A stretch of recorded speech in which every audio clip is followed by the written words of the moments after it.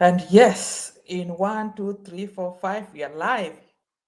Uh, Viewers, friends, thank you for taking time to join us tonight. I'm not sure how many people will be able to join us, but as I had indicated in my social media platforms, that I will be honored to host the only African tigress in the world kingdom. We are so honored and have been trying as much as possible to get a hold of her because she has a lot of stories to share with you regarding world travel, her perspectives about the country I live in America, and of course, some of the insights that might help you when making critical decisions of either traveling for tourism or immigrating. So, ladies and gentlemen, maybe my face is not what you want to see today. Let me just turn the mic back to where it belongs. African Tigress, how are you doing today? I'm good. How are you doing, Pascal? I'm doing. Hey, let me just first clap for you. Thank you for joining us. Hey, finding someone who is a global audience, um, with a huge global audience in the capacity you have to join a small channel like mine is an honor. So I'm really, really thankful for the gift of friendship, Tigress, and for honoring us tonight. You're welcome all the time. You're welcome. So tell us, Very how are you doing? What have you been up to? well. I'm good. Been traveling, but then I took a break. I needed to take care of some business. So right now I'm in Kenya for the next few days before I get back on the road or on the I skies. hope you are, of course. I hope you are trying to stay safe because there's a lot of flooding going on in Nairobi. Oh yeah, I'm safe. I'm safe. I'm Okay. safe. Okay. Yeah, I'm a Now, homebody. You won't find me unless the floods follow me to where I'm staying. yes, I'm when I'm in Kenya. Most of the time I'm indoors or just running errands. But if I don't have anything to do, I'll be indoors. So I'm safe. wonderful. And of course, your background speaks it all. This girl is a millionaire, so you can see the background. Hey, don't start looking for her and hunting her down. But I now, will. I claim the yes, go ahead, please. no, I'm saying I claim it. I claim the title that you've given me. Yes, amen. Now, I know a lot of our viewers would want to understand your story that away from the travel and the photo ops and the beautiful videos that you are feeding the world with, who is African Tigress? Let's go down to the very foundation of who you are as a person. Oh well, that's a good one. So African Tigress is a Kenyan girl who had a dream to see the world. So grew up in a normal background, humble background. What all of us always say in background, basically. Yeah, Uh, One thing I knew for sure, I yeah, always wanted to see the world. So my dream was to become a pilot because I believed that that's the only way I could be able to see the world. So yes, growing up, pilot, but then that didn't work. So because I mean, around pilot school is expensive and all that, so I never got that opportunity. And yeah, at some one of my sisters who was working in one of the media houses in Kenya introduced me to YouTube, and I was like, okay, yeah, yes. would try, but I didn't even know what I was doing, but I just found it exciting to just make videos and share and all that. And yeah, that's basically how my journey started. So beyond content creation, Yeah, a video entrepreneur, as you might call it. I I love real estate. I love farming. I yeah, love what else? Oh, I also do some philanthropy here and there. I'm yes. not when sometimes I reach out to my big bosses like you and I tell you like, oh, I need to do something here. Do you have some 10, 100, 1,000, $1 million? I need to do this. Yeah, Yeah. I well. Wow. I think that's such a wonderful introduction. And of course, not everyone knows you that way. So I still wanted to ask something related to that before we get right into the business. Uh, Problem. you always travel solo. Yeah. And I know a lot of us would want to know. I know myself, but I don't know about someone would want to know that. How did you realize, or when did you realize that travel was just more than tourism for you? It was going to be a career, because it is a career for you now. It's bigger than you probably thought when you were starting it. Well, I think I realized it like during my first international trip. Yeah. When I left Kenya, I started seeing how other countries function. So I don't see it just as a career, but I also see it as an opportunity to go and learn how systems and how things work in other parts of the world, and what aspects can I replicate in Kenya. So on my first international trip, I wasn't a content creator. So I'm one person, like I told you, I always wanted to see the world. So the first Mhm. thing way I ever saw the world, I used to do like volunteer opportunities abroad, opportunities for students. So I literally, like, my first time in the US was actually like an opportunity. I applied online. It was a competition and I won. And I like, that's why I visited the US for the first time. Yeah. So when I traveled and I saw how systems work, how businesses work, and I noticed that there's so many things that I could pick from the other parts of the world and replicate in Kenya, including my very first business. So, Yeah. and it well. So I think at that moment that's when I realized, like, for me, traveling is not just about tourism, it's about business, it's about networking, and it's just, it's a way of for me to also get some education, because you get to learn more when you are traveling, just beyond what school teaches. Wow. Interesting. Now, let us now get into what people back home call Nyende. I don't know how you call it in your mother tongue, but in where I come from, Nyende means the heart of the conversation. So you've been coming to the US.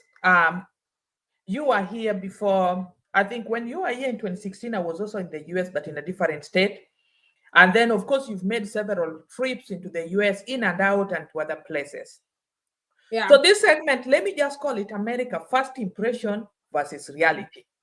So, Okay. African Tigress, you've spent time in the US.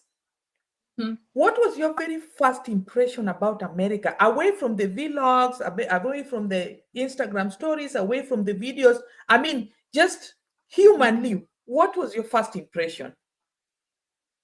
Well, so my first impression landing into New York, I was honestly shocked. Like, I felt like I was stepping into a movie. Like, I had watched movies my whole life, and now here I am looking down on the Yeah, scenes and on movies. The buildings felt huge, the roads and the energy, like everything felt so huge. yeah, Coming here, and I wasn't even living in Nairobi, so everything felt so huge. But also, yes, I can still say it was shocking. Also, at the same time, something that I also noticed, it was not America is not just one experience. Even within the same city where there is extreme wealth, there is also struggle side by side. So the first time I was staying in Manhattan, Manhattan is like lots of nice places, hotels, luxury, and yeah, all that. But within the same Manhattan, there's lots of homeless people. I saw lots of mhm, homeless, yeah. and that was quite shocking to me.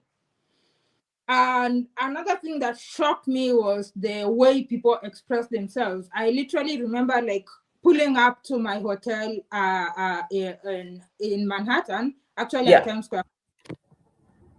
I remember pulling up, and as we pulling up, I saw like a lady that was completely naked, and she had just painted, and she was painted, the private part, and she was playing guitar. So yeah, that was my first impression of the US.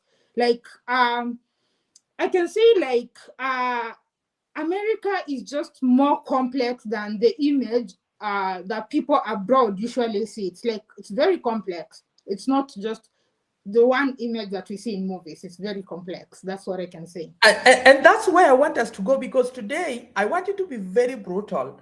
I have a reason why I'm bringing you because, of course, when I started everything abroad on my YouTube channel, there are a lot of people who are saying, "Hey, you are bitter, you are lying. Why are you not coming back home?" But the thing is, my people back home do not understand that it's not about, and I don't blame it for for their perspective, that it's not about someone complaining. It's about like being honest, brutal honest about the reality here. Mhm. And you mentioned something that uh, your perception, there was homelessness, there was poverty, even right in the middle of riches. So then I wanted to ask you, people always tell me African tigress, but we even have homeless people in Nairobi, in Kisumu, in Mombasa. So how different is it to be poor in America and to be poor in back at home in Africa? I would rather you be poor back at home and homeless in Kenya, honestly, than in the Say that US. again. I wanted to say that again. Honestly, I think it's better to be homeless. Because you know the thing about being homeless in Kenya, for instance, Yeah. go, there's the rural village where you come from, Yes. probably. Yes. You can move to rural areas, you can, you can find something. Being Yeah. homeless in the US is, I would not, because I also remember when Yeah. I first came back and went and came back, I remember some people asking me, why did you come back? Sungekaa huko, like you should have stayed there. Yeah. But staying there illegally with no job, no papers, I should have just stayed in the US to become homeless in the US. My friend, here in the US, even if you are homeless and even if someone gives you $5, that $5 can't give you nothing. First, if you are homeless, for instance, in New York, the weather is very harsh. How are you going to survive the harsh winters? Yeah. The winter is very harsh. You can go to shelters and all that, but it's just no. Like if I was to be homeless, I would rather be homeless in Kenya than to be homeless in the US. Now in the US, it can drive you to depression. Like I don't know. Like no, if it's poverty, no, Yeah. no. Yes. I really like and appreciate that you've been very brutal, honest about that. And I wanted to like ask you, so what would you then tell someone, and especially because you have most of your relatives, and I won't mention their names, are all over the world in the Western world. And you listen to their stories and many, many more stories that you listen to from across the globe everywhere you go. So, Mm. what would you say? Because my content is supposed to be informative to support people who want to make decisions about life. Someone who has a job in Nairobi where you are, no matter Mhm. how much they earn, but they are stable, they have a family, they have a community, and they want to come here maybe through the education route and just abandon everything back home, or rather they have work and they have another offer here in the US, maybe the contract is 2 or 3 years. I mean, you honestly don't have the right answer for them, but what is your perspective around immigration without proper planning? Oh my God, I think that's a disaster. Without proper planning, that's a disaster. I think it's one of the things, it will test you. America will test you. The Western world will test you properly. I, I know people who've got to a time and they like, I wish I could just go home and forget all this. It Yes. will take a lot. Yeah. However, if you don't have a family, if you don't have children, and you don't have a job, Yes. opportunity, maybe a green card or something, then that's okay. Especially if you're getting a green card, that's Yes. better, because I know people who got like a green card, and especially when you're young and you have Yes. no, they went there. Of course, a lot of times your papers from Kenya mean nothing, Yes. so go and start school and then build themselves, and they are doing very well right now. But Yes. if you have a family, you have to like really critically think about it. Yes. Because I remember the first time I came across the idea of relocating, and was even before I visited the US.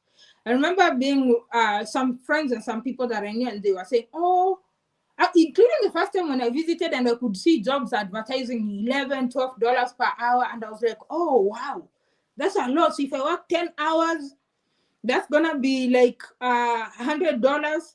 So Yeah. that is Kenyan shillings in a day. I was like, that's a lot of money. Yes. Not realizing that the cost of living is something else. You can literally live hand to mouth and you don't even have social time. You're literally making money and you don't have social time. You don't have time for family. You don't have time for that. So it's very complex. But if you are doing well, if you are stable, you have things going on and working for you in Kenya, sure. But if maybe you're struggling and then you get an opportunity, like if you're struggling, maybe you have no job, you have nothing, you have no children, nothing, and I think you can give it a try. But then even at that, you must have a very strong spirit because America can really break you. Yeah. Wow. Thank you so much, African Tigress. I think I really appreciate the fact that this is coming from you because you and I know very well you are very much traveled, way much traveled than I am. And we are really, really thankful for that. And I want you just to do a comparison because not everyone wants to come to America. Some people want to go to Europe. Because Mm-hmm. I always tell people, like, quite honestly, if you have to leave Kenya, then you either go to, especially Western Europe or America or Canada, anything less, unless you're going for tourism. So I Mm-hmm. wanted to ask you, what do you think people back home misunderstand most about America and the Western world? Mm-hmm. I know you've been to Netherlands, you've been to UK, you've been to Germany, you've been to a lot of places. So what do you, from the conversations you have with people back home as well when you visit Nairobi, what do they misunderstand about these Western worlds? I think one thing that a lot of people, not just here in Africa, think is that America is rich and glamorous. I think that's Mhm. what I assume, rich, glamorous lifestyle and all that. You Yeah, see, if someone goes, your friend or whatever goes, they take a photo, they post online, and we are all looking at it and being like, wow, they've made it. Like, because we see, I think there's this perspective when you see nice roads, you see cars, you see what, and then someone in a cleaner environment and they're taking a photo. So sometimes you assume like, wow, this person is doing good, they are living it. yeah, If you if you're very keen, for those ones who know, you yeah. probably have friends, sorry, you probably I'm have some sorry. friends or relatives who used to be very active on social media. And while they were in Kenya and also their first days in America, then suddenly they disappear off social media and then they post once in a while or never post.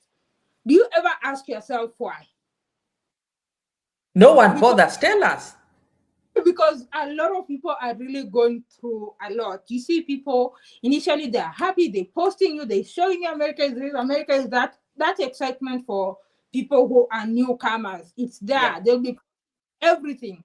Even me on my first travels, when I first took my first international trip, I took like 1,000 photos. Like it was like, you know, yes, summer excitement that happens. But suddenly you realize these people have disappeared. They're not posting as regular as they used to. Some even like God, you see, like if you check their Facebook or Instagram, TikTok, their social media, you realize the last time they posted was 2 years ago, which was yeah, unlikely because yeah, is not as easy as a lot of people see. It's not as glamorous. If you are rich, it's glamorous, but it's not always. It's not only glamorous. There's also a lot of people who are struggling. And if you check statistics, sometimes I saw some statistics. hmm, I don't remember the exact percentage. That one I think you can check. yeah. Is it 80% of people in America have like $1,000 in their savings?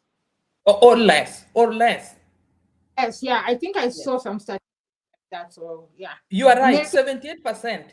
At any given time, if you knock on their door, you'll probably get them with only 1,000 or less, $1,000 or less. Yeah, so I think that's what people really don't talk about. I think a lot of people, we always see America and other countries, Western countries, we always see the glamour and the glitz and glam. We don't really see the struggle. Even here, still, I remember a few weeks ago, I was having a conversation with somebody, and they were talking about, oh, Wazungu, Wazungu, white people. Oh, Yes. Wazungu, they were calling him. I told them, they have, a lot of people have this mindset, especially they would assume all Wazungus are rich. Mm-hmm. Lots of them who are poor and homeless. There's lots of them who even visit. Maybe they did a trip and they came and I know some Wazungus who came to Kenya and other countries and they are stuck because they Yes. don't have back to their countries. Yes. Mindset where people assume Wazungu money. So the closer you will be to Wazungu, like those of you who live in the US, you probably now also have access to money. Yeah. And you know, you're being really brutal honest here, because a lot of my female friends, the ones we went to school with at the university, in high school, and work colleagues, you know, sometimes someone, it seemingly is like a joke, but some people are serious. That, Pascal, can you help me to get a mzungu? I need to get the F out of this country. And Mhm. and everyone, like, people are doing everything possible to just come here. And someone, I recently had an interaction with another female friend who was telling me, even if you're going to get me the oldest of the white person, I just want to come. So then I wanted to ask you something related to that, um, especially for our ladies. You know, I'm a Mhm. father to two girls, so I'm very protective around this area. What do you want to tell them about the aspect of falling in love or getting married to a white man in the name of Kuomoka, in the name of gonna be successful? What do you want to tell them? You're a lady yourself. I know you interact with these whites all the times. Well, it does not always translate to Kuomoka. It does not always translate. Like I said, that's that mindset that people assume that all Wazungus have money. Not all Wazungus have money. Some of you here in Kenya are actually richer than lots of those Wazungus. Ask Mm-hmm. those Wazungus. Some of you probably have a kaplot somewhere. You have your own house somewhere. Or you even have some kaplot who shall go in case things go south. You can Yeah. literally go get some food from your farm, grow something and live in it. But a lot of them are just living check to check, check to check. Um, well, you for those ones who be lucky, you might get the rich ones, but also the rich ones, a lot of time they have nothing to do with, I get you. Yes. because of that, I honestly don't think it's a good idea. That time, sometimes I say, like, that time that you invest, you as a lady, not necessarily wazungus, just men. I always say that time you are investing in trying to, like, the effort that you put in trying to get this rich person, if you put that effort in yourself, you can actually be even more successful. And at that point, if you want a partner that you want, not going to Yeah. somebody because you are, because when someone notices or realizes you're there for that, it makes you go through shit. Like, there's lots of Yes. who do things that they don't want to do, who find themselves in situations they are forced to do things that they don't want to do because they went Yeah. to money and all that, and they have to put up And with. yeah, and you know, Eti, I always tell my people, because having interacted with most of the Western people, since, I mean, at my workplace, when I was in Nairobi, in my travels, I've interacted with a lot of them. You know, a lot of people, both men and women, believe that when you get a partner who is a wife, they're going to treat you and spoil you with money. And actually, it's the right opposite. It's very easy for a black to treat you and spoil you than they will. They are really stingy with their money. Maybe that's not the right term, but what do you think about that? That's my perspective. Okay, I think it's because we watch a lot of growing up, we're watching a lot of movies and cinemas and Alejandros and all that, and we see all these Yeah. romantic things. That's the reality. There could be some who are generous, but also a lot of people might, when someone in the US, for instance, that Mzungu or whoever sends you like $20 or $50, that is like maybe 5,000, 7,000. Mm-hmm. That might seem like a lot of money here in Kenya. But when you eventually go and join them, you realize that money can barely do anything in the Yes. US. Then, second, I've through interactions and experiences and stories I've had from people, they like to do the 50-50 thing. Mm-hmm. Because they believe like, oh, you women, you're nowadays empowered, you can do a job like me, you can do that. And then coming from Kenya, where mostly I will not expect my husband to expect me to pay rent or Yeah. contribute rent. Because I think in Kenya, generally in Africa, especially providing accommodation and all that is always the Yeah. responsibility. Like the big bills are mostly taken. But now when you go to America, my friend, just know that you are going to work, you are going to split bills. That those things that you always assume, like, oh, medical, school fees. Okay, I don't know about school fees, depending on the school that someone goes in America. Yeah. Uh I mean, college is so expensive. Here, you have to pay for college upfront. So, of course, for yes, the elementary level, it's free, but at college level, it's really expensive. yeah. So Yeah. schooling, when about like housing, my friend, if your apartment costs $2,000, your husband, a lot of times, especially the ones who've grown up in the West, they believe in splitting bills. Yes. Me, I don't believe in that. And if you can't split, then that is already a ground for separation. So Kenyan, I'm so Kenyan. I've been raised a certain way. I don't believe like I can like me to pay rent. Then what's the point of me being with?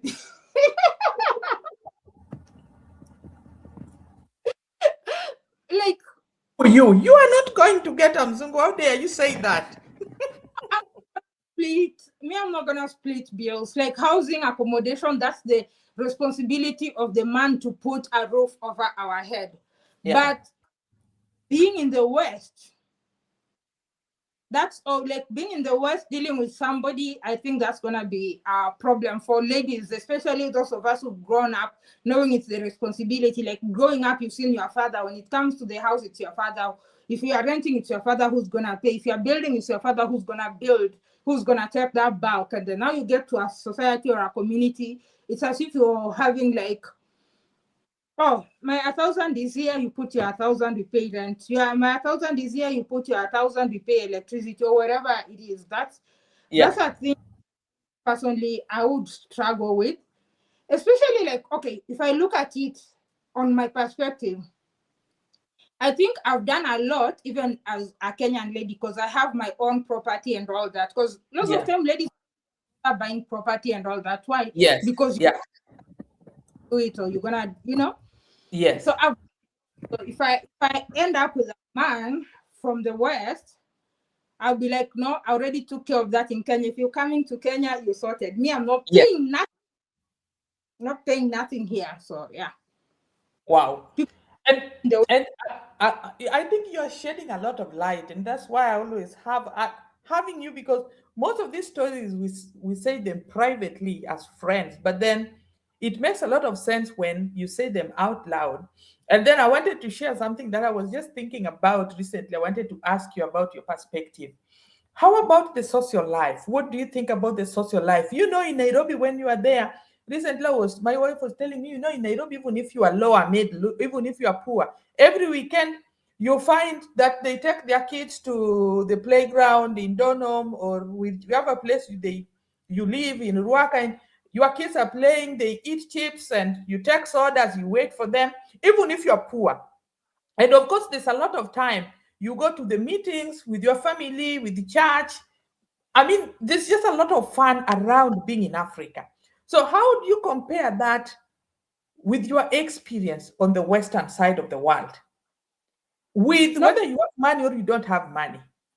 nobody has time for you. You could literally be having your family, your sister, your brother, and they don't have time to even hang out with you because I feel like people work, which is okay, but I think it's better that there's work-life balance. That's America. Although I feel like when it comes to Western Europe and Scandinavia, it's Yeah. a different. There's some Yes. balance in it. Friends Yes. and family, there's some balance in it because I Yeah. think of the emphasis. and America, which is the headquarters of capitalism, Yes. always chasing, working, making, you spend it all and all that. But I feel like when it comes to Western countries, it depends. America is different, and then there's countries like Scandinavia where there's work-life balance, Yes. the the quality of life.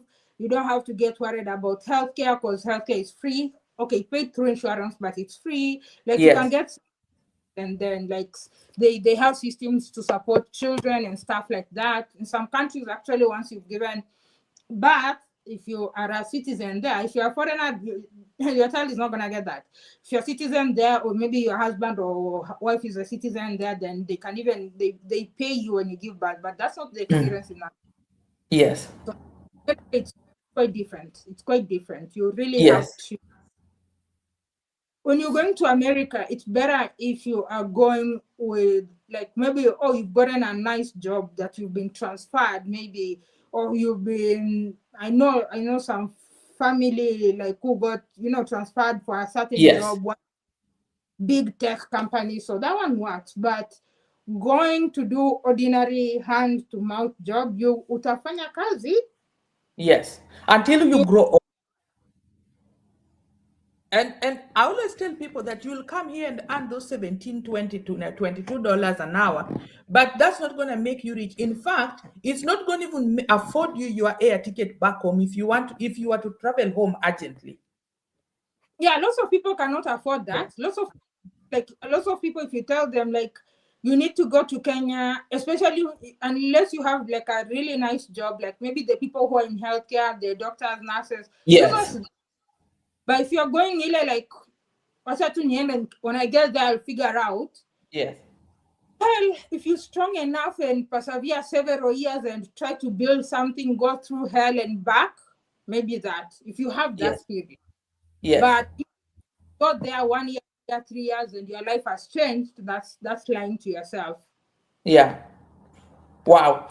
So I wanted to ask you, maybe probably towards the end of our interview, I wanted to speak to you about the level of desperation and depression.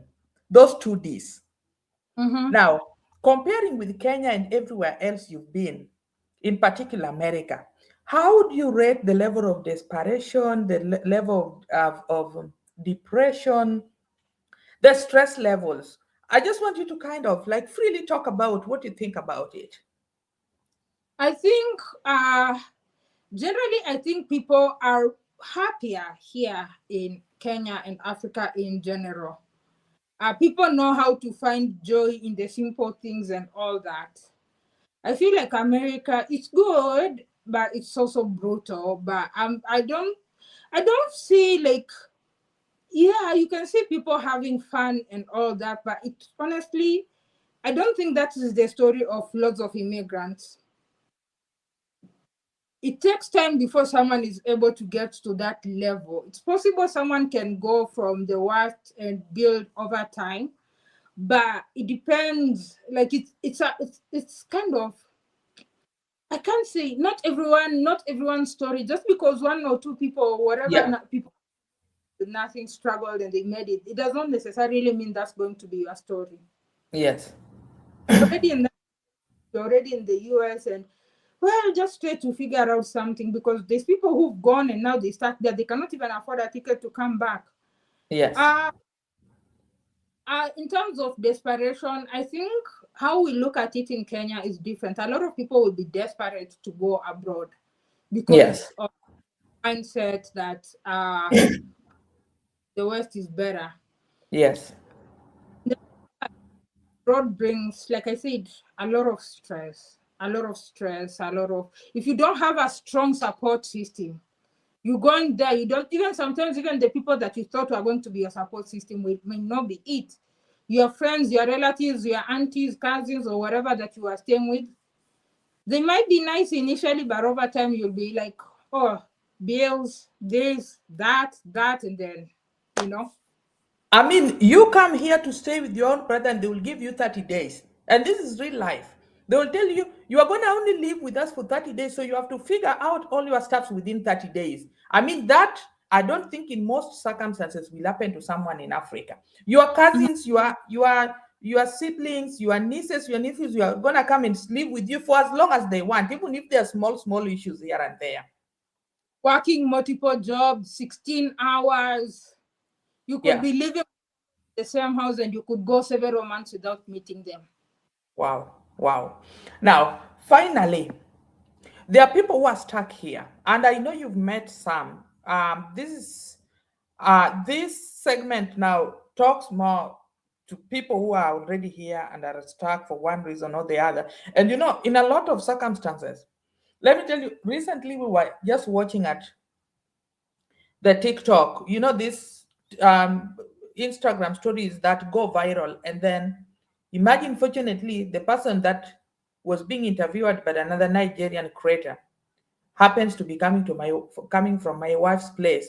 He's been abroad for over 27 years. The mother died and he never showed up. The father is ill now. He's never showed up. And people were wondering, where has this person gone to? Why is it that he's not coming back? What's going on? Apparently, that person has just been struggling, had two divorces, and then went right into street. People back home are blaming him that he doesn't want to help, he doesn't want to support, he never showed up when the mother died. So I want you to personally talk to people who are stuck here. They for one reason, maybe because of fear or shame, they don't want to go back home. And again, when they are here, they can't move forward because some are stuck in the long immigration processes, they don't have papers, some do not have jobs, some, because one thing again with the Western world is that if you are not in the right career line, then you're just like everybody else. So what do you want to tell these people, African tigress? I want you to sort of kind of open a way for them, because some of them end up dying here and being buried here without even any family ever knowing.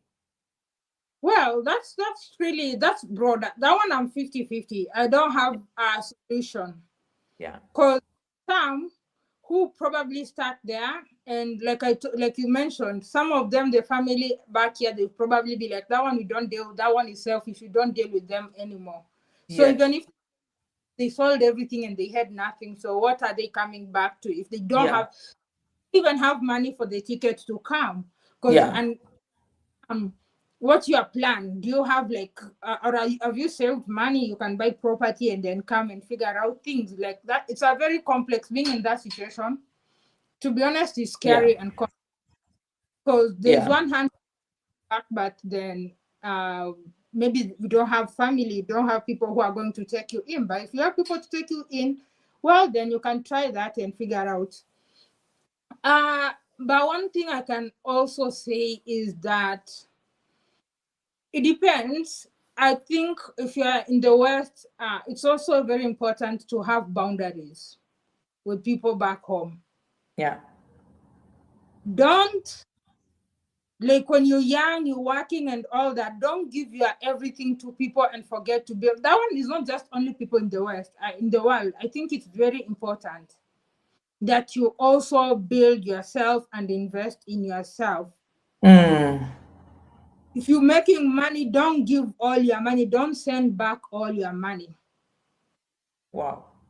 Because when you run out of money, the same people will be like, ulienda majuu na ukarudi bila kitu, like what did you come back with? You I you were want you living to you have to repeat that again and again.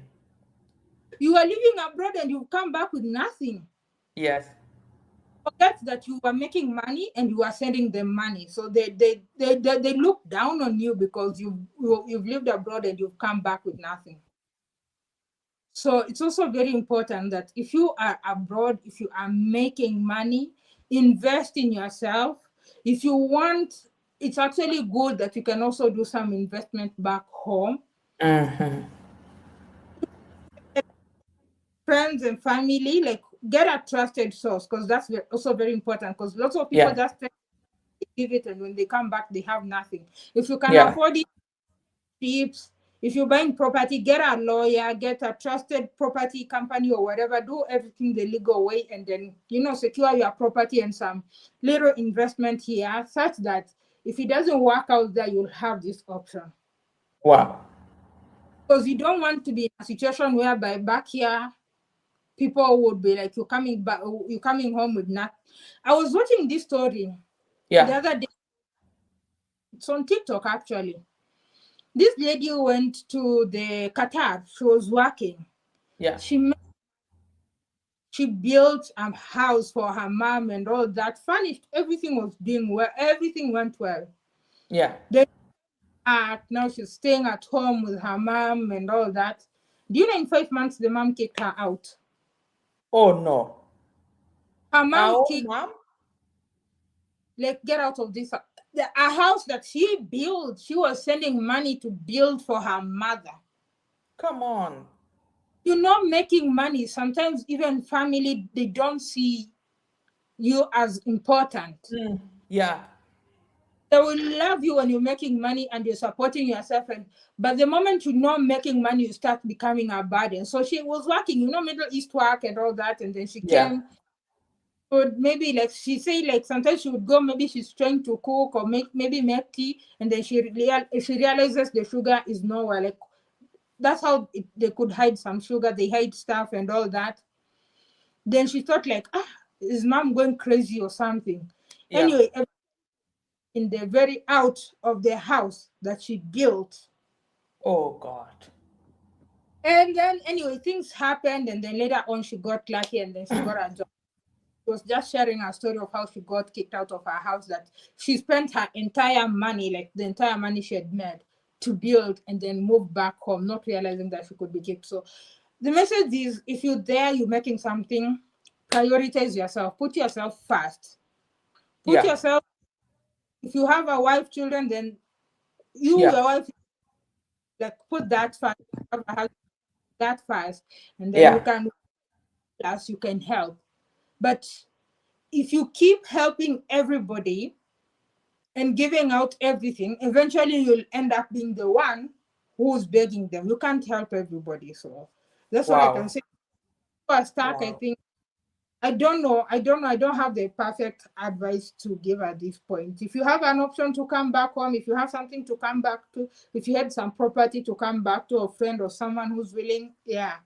Because I know how harsh it is. It can be on the West. But on the other side, if you can still give life one shot and try to fix things there, then do it. And then I think if you've been to rock bottom, you should come out wiser. Wow. Wow.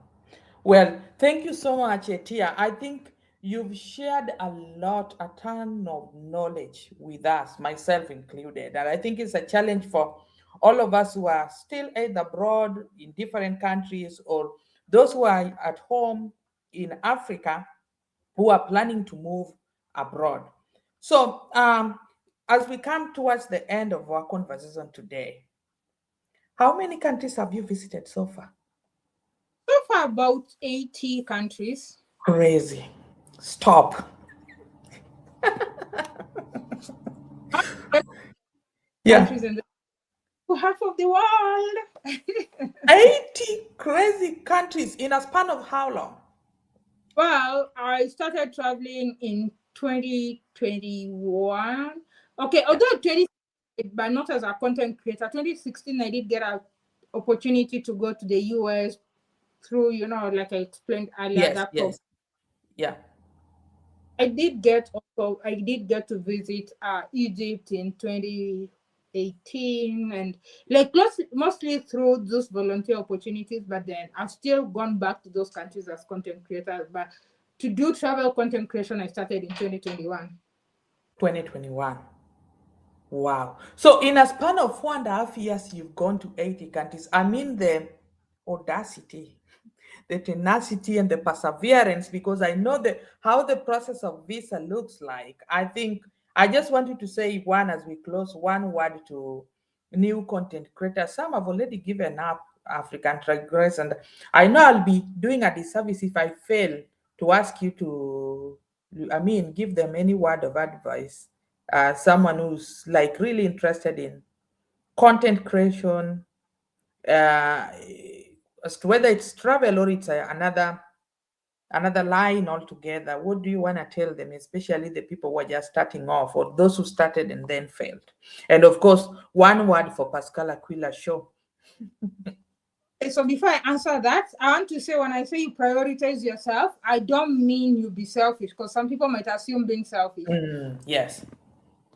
Be wise. Be Help, wise. but to invest in yourself. Be wise. You can help, yes. Don't be selfish. Help, but you cannot help everybody. So be wise. Yes. So Thank you. for us, don't give up. But one thing I also want to say is a lot of people don't want to read, research, and all that.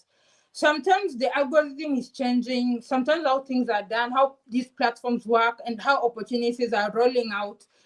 People don't want to. Like how you are creating 1 year ago is the same way you are creating. There's new Yeah. feature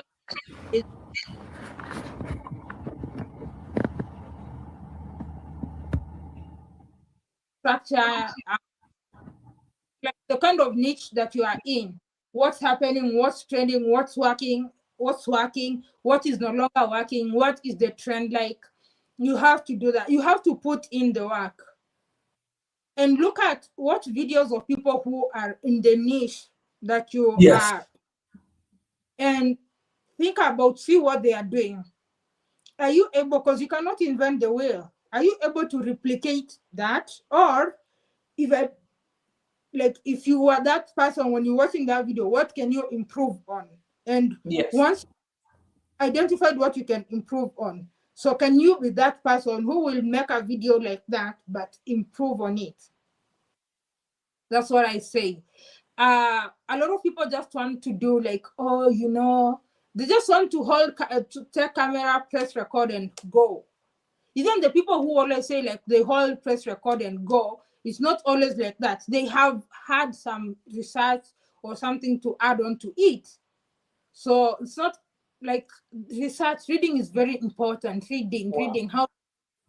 How can I do this? And nowadays we have AI that can make things even way easier. Ask AI to, guide you, and like, how can I get this and make this and this better? You can give them your platform and tell them to analyze and give you like a brutal feedback and ways you can improve your content, things like that, because it can go through it, it can tell you your shortcomings and, improve on Yeah. that. And what else? Did I answer everything? Yes, I think you answered everything as per how to encourage young content creators. And of course, I remember you mentioning something in the previous one when I had you here in Springfield. You said collaboration is also key. I don't know what you think about that. You probably are the Collaboration professor. collaboration is good, but when you're collaborating, I think a lot of times it's nice when you collaborate with people in your niche. Yes, Because I if, like, for instance, right now I collaborated with maybe the biggest fashion influencer. It's possible I can get some few followers and people who might like me, but I yeah, don't do fashion. yes, makes sense. The people might not really be interested in my kind Yes, of content. Trying to collaborate with people in the niche that you are interested in. You can do collaboration with the biggest YouTuber and still not grow, because yes, yeah, so you can collaborate, but very targeted collaboration, and also consistency. Try to be as consistent. Consistent does not mean like you just do anything and throw content every week, every day, like everyday content. If it's not making, you able to get quality over quantity. It's very important. I know this because I notice sometimes I could go for time without creating content, and I would still be earning because my old videos are still earning, are still giving me, Mhm. because the content that I'm doing is not like, oh, I sung in a hammock. Who's gonna watch Yeah, that? Nobody's interested in that. But maybe I did maybe a video about like um how to get around in Nairobi. For instance, that has transportation video. That video is going to be watched 10 years. People yes. will be, how do you get, how to use maybe matatu, bus, like all the transportation system, versus like, oh, I just bought a hammock, I'm singing in a ham. You get it? Yeah, that's like a one-time click and that's it. Yeah, that's it. Nobody is going to rewatch. Someone who even watched like how maybe to get around in Nairobi is more likely to watch again to refresh themselves. So Yeah. trying to create content, they call it hub content, like content that can be rewatched. Your content should be able to make sense. Depending on, okay, there's people who are into gossip and all that. So it depends on your end goal. People who are into gossip, celebrity gossip and all that, it needs you to do it like then, then, and then. And Mhm. not go viral again, may not work later. And chances are, if you're into that kind of content, it means you will always have to be creating. But you can also choose to make content that is very impactful. And then even when you're not creating content, you'll still be earning, Yes. which is the ultimate freedom, really. Yes. Like Yeah. content every day because you're giving out garbage. Let me call it garbage, not Yes. you know. I get you totally. Yeah. Think about how long would people watch your content? Are you just doing it for right now, or is it that something that someone can watch next year, 10 years, 5 years, and will still be good? Yeah. Wow. Well, it's been 50 minutes of dedicated conversation from my end. African Tigress, I really want to thank you for your friendship and, of course, extending the same friendship to our viewers. I mean, they are looking forward to watch the entirety of this video. So, thank you so much. We want to wish you all the best, and may you keep safe. Continue updating us on which country you are going to next, and continue impacting us. Thank you so much, and have yourself a good night. All right. Thank you so much. Bye bye. Bye bye. Thank you.